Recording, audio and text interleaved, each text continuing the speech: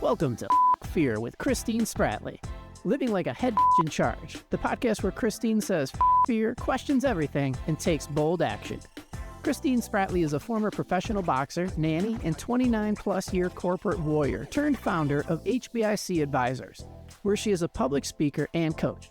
She's been saying fear her whole life, many times without even realizing it. So tune in, spread the word, and get ready, because this isn't about aging with grace. It's about aging with mischief, audacity, and having a damn good story to tell. Hello, ladies and gentlemen, and welcome to Fuck Fear with Christine Spratley, living like a head bitch in charge. How are my HBICs out there today, and all of those of you that support us? Joe, we're ready to do shots today? Mm-hmm. Okay, it is immunity. It looks like there's a little bit more pepper in here. Pepper? We're going to see how this goes. Bottoms up. Ready, go.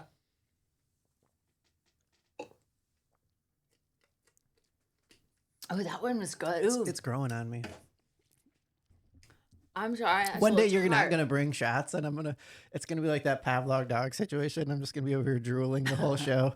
Be like, something's off. I don't know what it is. Oh my gosh. Have you seen the TikTok or whatever videos where they do the sour lemon test? I've seen people give lemons to their babies. No, this is where they take a sour lemon test, or challenge, whatever, and they do it, and their reactions in their face. Oh my God, it's so hilarious. My left eye always does that. My left eye shuts when I have that shower. There's some sour in there. Well, back to the topic at hand. So today we've got a fun one that I'm excited about. And it's funny that I'm excited about this, because it was not produced out of the fact that it was fun and exciting. It was actually a very messed up, fucked up experience for me. And it happened recently. And today's episode basically is, put the turd down and step away. Step away from the turd. There's no clean way to pick up a turd, okay? There's just none. And a while back, I had come across a mug, and I think I've sent it out. I know I've sent it out. And it basically says, trying to understand some people is like trying to pick up a turd by the clean end. And that has evolved for me into step away from your turd. Like, step away from it. Don't try to finesse handling it. Don't try to, be logical with it. There's just not a good way to deal with it. And the reason why I feel like this is important to talk about is because sometimes, especially for me as a woman, I have been almost programmed to be the peacemaker, to communicate, to almost over communicate, kill them with kindness sort of thing. And if you don't say anything, if you can't say anything, if you can't say anything nice, don't say anything at all. My mama used to say that. And I'm so far away from that, but I still find myself trying to not be the bad guy. Even when they're the bad guy, when I'm dealing with bad guys, I'm the one bringing a knife to a gunfight, sometimes. And so there was a situation recently with someone that is, for me, they're just amazing. I have to interact with this person. And it was a conversation that I was anticipating was going to be somewhat challenging. And so I kind of prepared for it. But immediately when I got in there, it was just everything. I mean, it was just everything. I tried to be logical. I tried to, as far as my logic was going, I tried to love and, listen, understand, validate. And within like the first 5 minutes of it, I was not anything but highly reactive. I mean, we're talking Chernobyl levels.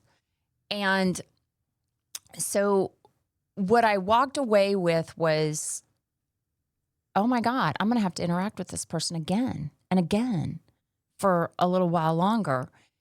And they're a turd. And how do I, handle this turd without getting shit on my hands? And so one of the ways that I am dealing with this is a quote from one of my old boyfriends, Brett Pasquarelli, and Schenectady, New York Italian. I actually looked him up on LinkedIn the other day. He just looks like Brett, but older. Like, it's so funny. But just, he's very witty, sarcastic, verbal assassin. I mean, he was just great. But one of the things that I did in my early career was I was a permit runner down in the city of Austin. And I had to go down. What that means, for those of you that don't know, is you have to get building permits to build a building. You have to get a site development permit to, clear the land so that they can build the building and level it and, do all these things, build a detention pond, blah, blah, blah, blah, blah. And so I was a permit runner, so I would go down there and I would help them run the permits through all the approval processes down at the city. And at that time, in the 1990s, Austin was really kind of known for its let's make everything really fucking difficult to do. And in the permitting process. And it was a really not contentious, but it was a very hard time for developers. So there's me bopping down there, my high heels, my shoes, and, whatever. And so I would go down there. And again, this was it wasn't my first job doing it, but it was, I'd done it for a while, and it was when I had my own company. And I remember having an argument with one of the engineers down there on a site plan. And literally, I was just so pissed because he said, I can't sign off on these plans. I can't give you the red stamp. And a red stamp is what they stamp on the Mylars to get the plans approved. Or, not the Mylars, but the plans to go get the Mylars, which is then they make copies of all those plans. And that's what you use to take to the field, and you're good to go. And he wouldn't sign off. And the reason why he wouldn't sign off, I'll never forget this, is that he wanted an original copy to be attached to the set of plans because we were doing a revision. And I'm like, but you guys have the original copies downstairs. It's like, I know, they're downstairs. And it was Kevin. I was like, what do you mean? He's like, yeah, they're downstairs. And I'm like, literally, that's it? And he's like, yeah. I'm like, you want me to go away and come back another day? Like, that's what's holding this up? And so I was like, oh, hold on, I have to go to the restroom. And I ran downstairs, and he's like, okay, go to the restroom. And, I didn't change my appointment. And I ran downstairs, I got a copy, and I came back up. Okay? And I had a copy of the approved plans. They were all whatever. And he is like, here, now you got them. Now they're attached, and now you can sign off. And he did. And I remember going home because I was, Brett and I were living together at the time. And I said something to him. I was just like, oh my God, these people, just insane. That makes no fucking sense. And Brett said to me something, and this is the turd. He said, sometimes, Christine, you have to participate in their insanity. And I have used that so many times in my professional career, in my personal life. And I'm hoping you can add that to your pantry because it helps me not try to figure out how to handle the turd. And I'll give you the kind of the context and thought behind that. Is when I realize that you're insane or that you're an asshole, and I quit dealing with you with logic, or I quit dealing with you of, oh, you're a nice guy, or I quit bringing a knife to a gunfight. I go, oh, I get it. I quit trying to communicate to you like that. And I start using language and interaction that you understand. And this helps me because, like, again, going back to my recent engagement with this person, it was like, and the reason why it deteriorated so fast is because I was trying to be, I didn't want to have a discussion. I just wanted to know what they wanted. Just tell me what you want. And I was trying to be like, well, then if you want that, then we need to do that. And then it was just like, no. And then I would say, and then I'd give in on this point, no. Or then I'd argue this point, no. And then I finally, because I didn't do this in the moment. In the moment, I was not doing any of this. In the moment, I was picking up the turd. I was smacking it with my hands. I was, ooh. And, but afterwards, I realized that didn't work. So I took a shower, got clean, and then I had some self-reflection. And the self-reflection was there was nothing that I could have done or said to please this person. That was the insanity. That was what it was. And it was like, oh, that helped me the next time put down the turd. Because what it did was I became very quiet. And instead of saying statements, I started asking questions. And it was just a question back. So they had to answer because there was nothing that was going to get this person that I needed to say that was going to be, even if it was 2 + 2 = 4 and 4 is the right answer, that was not pleasing to them.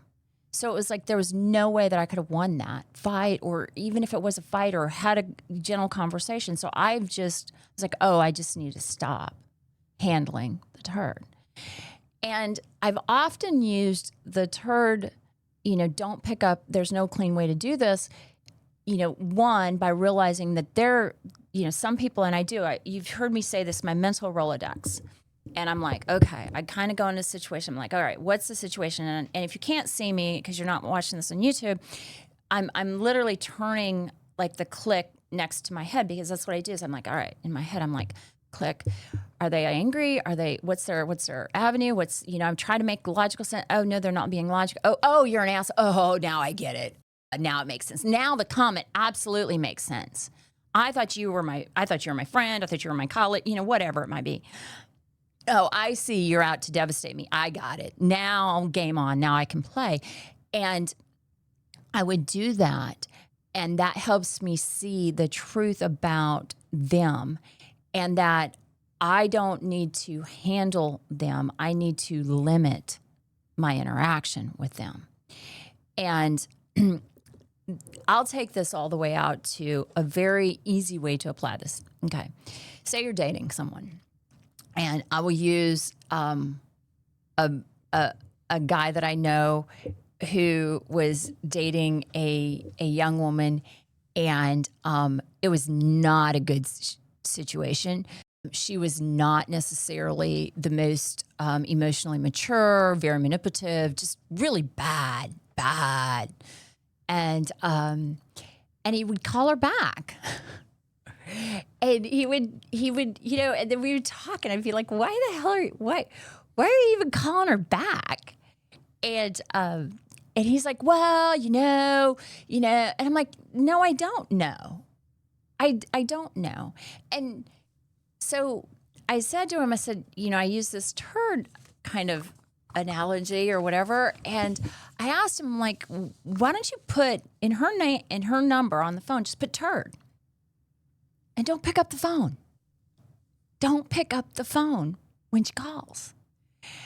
And he's like, and then his buddy, his actual coworker was there. And the reason, so he's like, I'm not gonna, and his buddy's like, what, you're not gonna do it? You're not gonna, so he did, he put her in his turd. And so like, that's how he had to, but it was those reminders that, hey, you're about ready to step into it, voluntarily step into it. You are about ready to engage with something that is going to not end well. I've done this a few times with people I've done it with places, and I've done it with things where I have engaged and thinking, oh, I have a little bit more information. I have a little bit more knowledge now. I have a little bit more experience now. It'll be different. I'll walk away feeling good. And sure enough, I don't. Christine Spratley doesn't hide her life. She's real about it, warts and all. After leaving 29 plus years in corporate, she founded HBIC Advisors with one mission: be a fierce ally for women to stop waiting for permission to live boldly. If you want your audience to unapologetically run until apprehended toward fulfillment, Christine is your next podcast guest. Warning: may cause spontaneous HBIC badassery. Book her now at ChristineSpratley.com. There's this old saying, don't ever wrestle with a pig, because you'll get dirty and the pig just gets happy. Because they're rolling around in their shit. That's their stuff. That's what they want. And it just, again, is one of these things where I sit there and I go, okay, do I want to engage? And if I am going to engage, if I have to engage, because some of you are probably driving to work and are going, ooh, I got to go meet a bunch of turds today in my office. And you can't leave just yet. Or you're not can't, but you're choosing not to leave just yet. Okay? So you're going to have to deal with some turds today. You get to deal with some turds today. And it's like, okay, but you get to go and go, oh, they're insane, or this one's a little off the rocker, or these are this person's motivations. And then you can adjust not only my expectations of their response, because I lower my expectations when I'm dealing with stupid. I do. And I lower my expectations of a logical response when I'm dealing with somebody who's not being logical or is emotionally immature. How many emotionally immature people do you have in your life that are, and for me, I try not to have very many of those people. And if I do have them, again, I limit my interaction with them because I realize, oh, you're emotionally immature, so I'm not going to give you much to handle with me. I don't want you much in my life because I have a hard enough time with my emotions, let alone dealing with your immaturity of them. So how does this work with us? And you've heard this talk about before about like, why do I feel so crazy around people?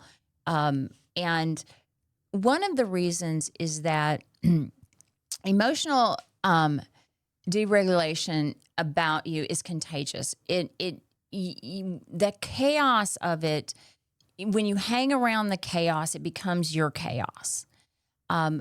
Our systems sync up.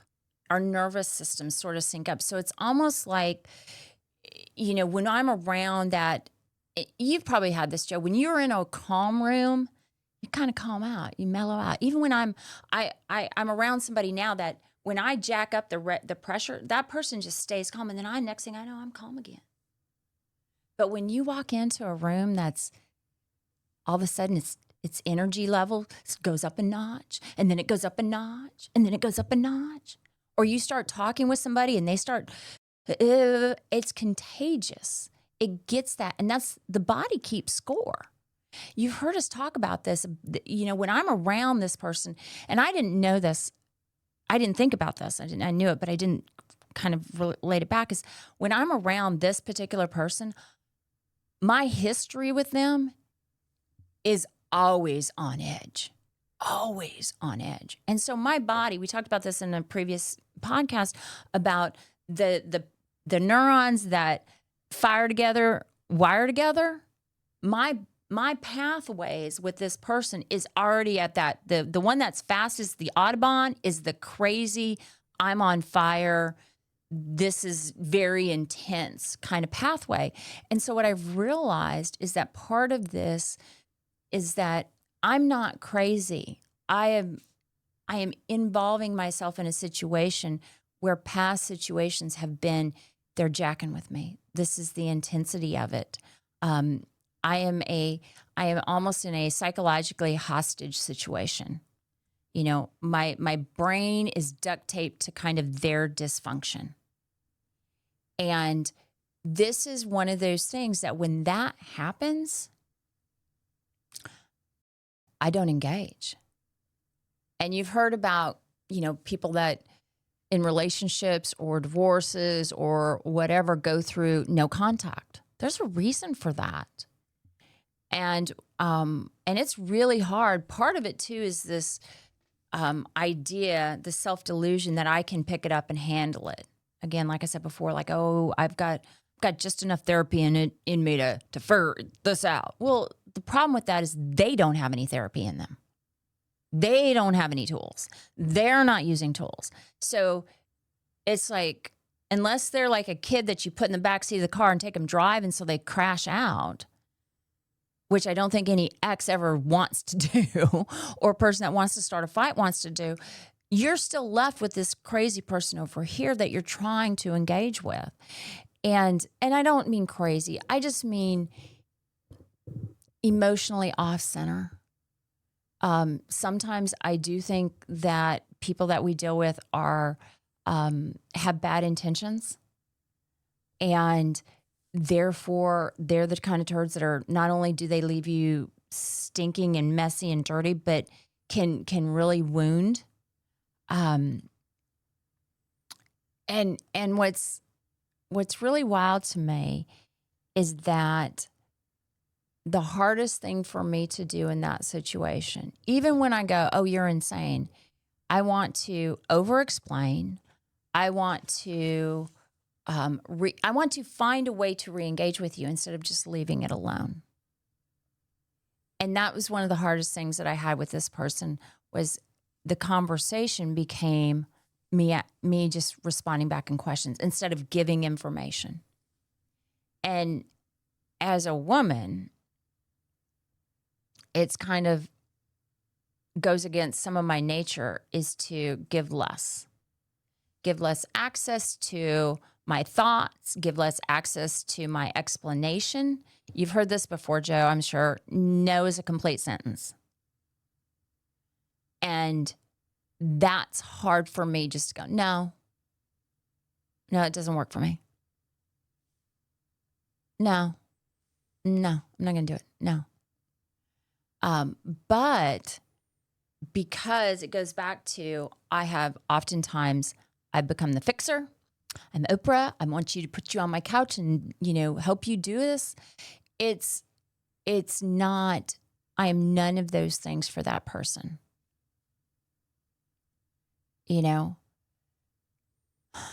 If I'm at work, what I try to do to kind of step back is I'll follow up with an email. If I want out of a conversation, I'll say, we're going to table this until the next call, or this is no longer, I'm done with this conversation. And what it allows me to do is it allows me to just stop the conversation. And this is what I found in that last conversation that I was talking about, is that it was hard for me to do. It was hard for me just to stop it. Like, I just wanted to stop it. And there's been times where I've been so emotionally, like, I can see myself, I can actually watch myself having this argument with this turd. And it's not even an argument at this point. It's just this shit show, literally. I didn't just mean that. I meant a shit show, emotionally, verbally. But I've hung up and been like, oh, text them, hey, because I do, me, and I hit my mute button or hit my off button with my phone, with my face or whatever, and I'll text them and say, hey, I gotta call you back. My phone died or whatever, whatever. But I've gotten myself out, and then I quit re-engaging. And I think that is really good for me to do, is to go, I'm in it. I want out of it. How can I get out of it? And it's as simple now for me as saying, I'm done with this conversation and I'm going to hang up. And if I don't have the ability to do that, or I'm choosing not to access the ability to do that, sometimes I just hang up and then I text, I'll call you back later. Had to run. Sorry to cut you so short. Had to run. A lot of times I don't even put, had to cut you short.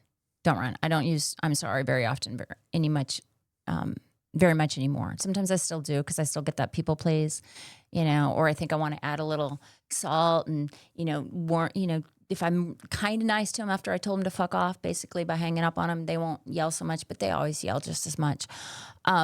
So I just kind of do that.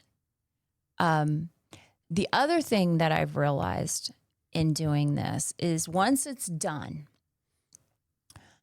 and I would challenge any of my listeners, think about an interaction with somebody that you don't like having interactions with, okay, for whatever reason.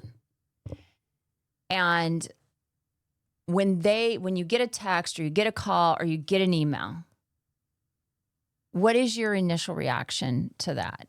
And mine is typically a physical reaction. And then my second reaction to that is typically I want to pick up the phone and start texting them back. I immediately want to address it instead of going, whoa, stop. That goes down over here. Set it down. Let it happen. Let's put some space and time between you and reply. Now, I have started to do this with almost all forms of communication for certain people. It'll take me a little bit longer to get back. One, because it allows me to go, do I need to pick up this turd? Do I need to reengage? How do I want to reengage? And is there an exit strategy for me? Because I didn't realize this, is that a lot of times I had to have a friend. I remember getting a text from someone and I just immediately was like firing shit off, and it was, again, I didn't realize that they were not going to be logical in their response. Their intentions were different than mine. Their intention really wasn't for me to respond and say, this is, it's like, hey, what are you doing today? Their intention was not to ask me about, they didn't care what I was doing. Their intention was to get on my skin and start a fight. And so it was like, blah, blah, blah, blah, blah. It was my response, da, da, da, da. And then it was just little by little. And then by the fifth text, I was like all wound up. And my friend was like, stop texting this person. We're having a great day out here. Stop texting this person. So again, it's like my immediate reaction is to dive into the turd pile and respond rather than, yeah, I think I'll just put that on pause.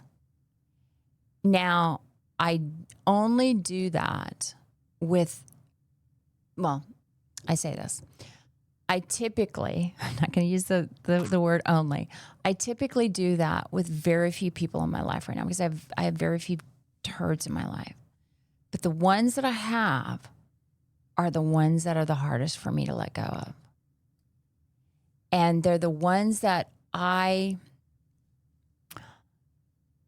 want to get some sort of, and you've heard me talk about this, enclosure, or there's something that I still get from that participation.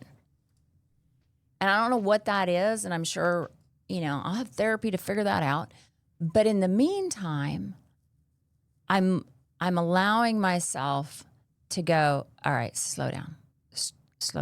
And when I'm in that situation and I feel my body, and I don't know, Joe, if you've ever had this where you feel like you're talking with somebody and all of a sudden you're physically I start tightening up. I start getting, my words aren't coming to me. And I start it's almost like there's this clutch on my throat that I can feel. And, and then sometimes I just go right into just anger and, you start taking the verbal cheap shots and stuff like that. And again, so when that starts happening, it's time for, I've had this very few times, very few people in my life or situations in my life where it happens. But when that starts happening, I go, okay, stop talking, stop texting, just stop. And then I'm able to go, okay. And usually what's funny is that other person, if you give them enough airspace, they run out of oxygen. And again, they may try to provoke, they may try to, again, if they can't get you here, they may try to get you there. And so it's just a matter of just staying consistently neutral and until I find my exit strategy. But I don't know why I still want to get involved in that. And every time it's the same lesson I learn. No, I don't like this. But I do really think it's one of those things in my life, and I hope in yours, that allows us to kind of look and say, wow, I don't need this shit anymore. Literally. Again, I'm using the word shit, but it's a turd episode, but it's okay to go, no, I don't want this in my life. And then take the action to not have it in your life. Or to go, ooh, sometimes I have to participate in their insanity. Like, there's some things going on in my life right now where I have to participate with someone who we just don't see things the same way. Their whole thing is very different. And so what I've done is I've allowed myself to limit that, whether it be the amount of time that I spend talking about it, the amount of actual interaction that I have with them, and time that I have with them, whether it's bringing someone around when I'm around them, and, just all of these little things that I do. So I not only don't pick up the turd, but when I have to and engage with the turd, that I don't just wrestle with it. So this is your homework. Think about the turds in your life. And they could be big ones, but the ones that you said, I'd rather not. And think about how you react to that. And what's your expectation of them in the sense of, are you thinking they are sane people and they're really just freaking nuts? Are they narcissists? Are they just off hinge? Are they just egocentric? What is their deal? And then once you've got that, go, oh, how do I need to interact? How would I treat that person? Just if they, just based on not who they are, but based on what they are. How would I interact with a toddler? Someone who's emotionally immature. How do you deal with that? Okay, if they're acting like a 7-year-old kid, then treat them like a 7-year-old kid. I mean, bring that framework into your head and go, okay, well, then I'll quit treating you like you're a 40-year-old adult. Okay, now I get it. But also remember that you're not responsible for their growth, for their understanding and their outcome. So that's your first thing, is who's in there? Okay, then what type of insanity do you have to participate in it, or do you not? Okay, and then if they're not, if you don't have to, if you're not absolutely having to, then don't. Limit it. Put the limit on it. Limit the access. Or put their name in your phone. Turd. Turd 1, Turd 2, Turd 3. See how many turds you have in your life. Do whatever it is to help remind you, hey, this is what it is.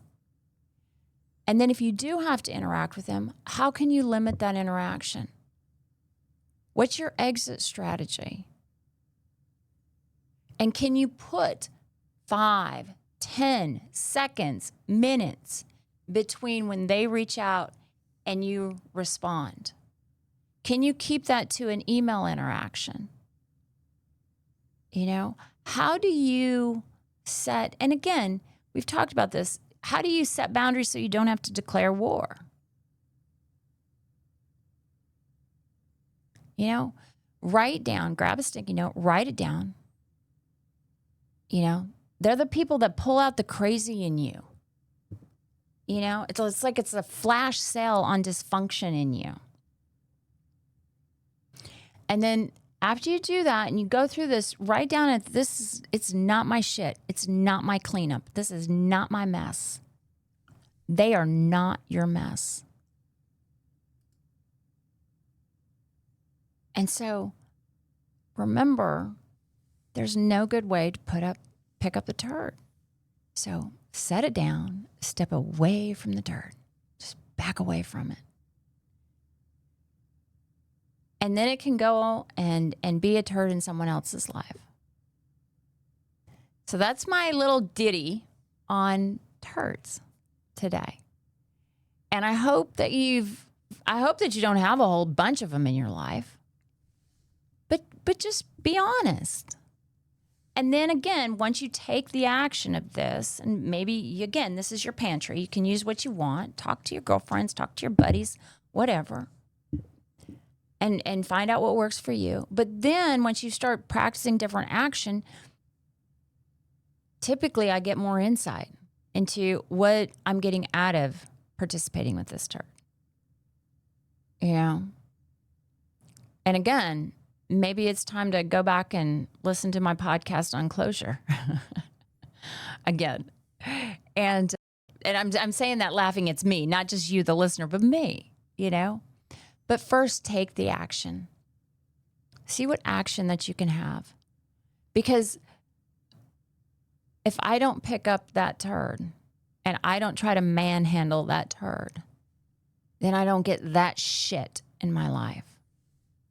And I want as much of this good stuff as I can have. And I want you to have it too. You deserve the good stuff.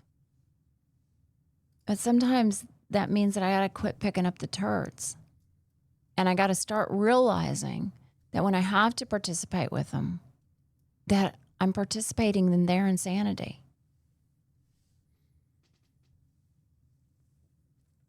So until next time, go get you some good stuff and set down the turds. Tubs. Thanks for tuning in to Fear with Christine Spratley. Living like a head in charge. Don't forget to subscribe, leave a review, tell her what topics you want to hear, and share this episode with someone who could use a pantry full of boldness in their life. Remember, life isn't about aging with grace. It's about aging with mischief, audacity, and having a damn good story to tell. So show up, take action, and keep saying fear.